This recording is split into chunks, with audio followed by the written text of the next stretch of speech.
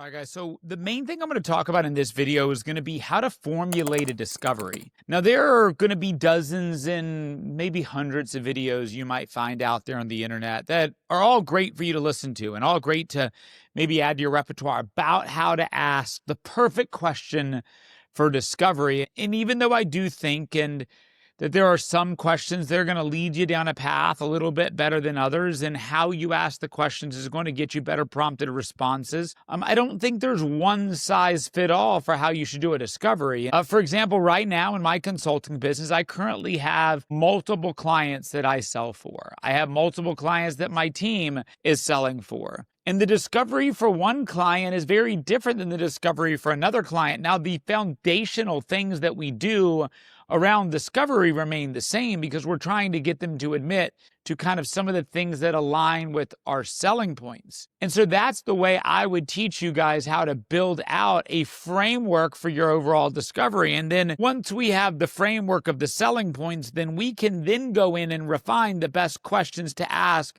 to be able to get a customer to open up about those specific questions under that framework. But the best way I do this and the best way I teach my team to do this is to actually focus on first going and figuring out what your selling points are. And guys, this seems like a pretty easy obstacle for you to overcome. But I would tell you, as a guy who's consulted with dozens of companies over the past couple of years, understanding the differentiator and the key value proposition that a company has is not necessarily an easy thing for everybody. So the first thing you've got to do is either understand your key differentiators and your differentiators in regards to value in the market, or we've got to learn how to position those things, because some companies just generally don't have a differentiator, and that's going to make it to where your company and your product is going to be harder to sell. But when you truly know, understand, and believe in the differentiators that your company, your product, your service has to offer,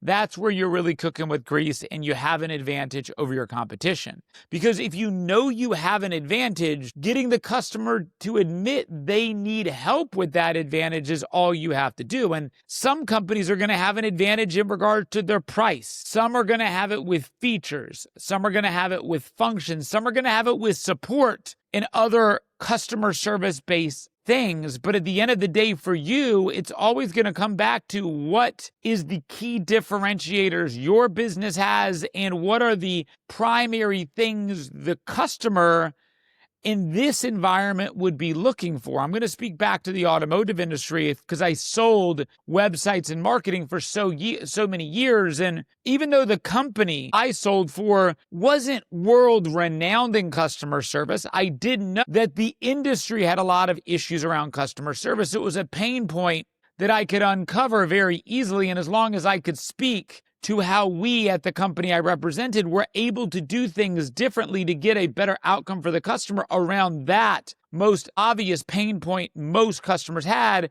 then I was able to tick a check mark in my behalf. But if I knew that at the end of the day, the main selling point for the customer was to be able to save money, and I wasn't able to save them money or offer them a better value for what I did, then I would generally know at the end of my discovery where I even had a chance to sell them or not. So the trick for you is to go back in and really learn about the market, your industry, what people tend to struggle with, and create a proposition around those things. Understand what your company's primary value proposition is. And between those two things, those are the questions and selling points you're going to build a discovery around. So if you've identified that your product is less in cost, if your product has better customer service, and it has a feature that nobody else has, then those will be your 3 selling points that you're going to then have anywhere from 3 to 5 different questions that you're going to ask in your discovery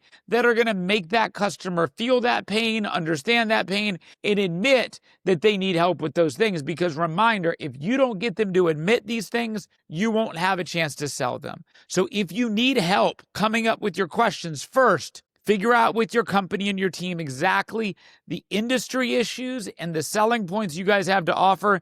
And if you need help then building out your great discovery process, let us know. We'll help you out.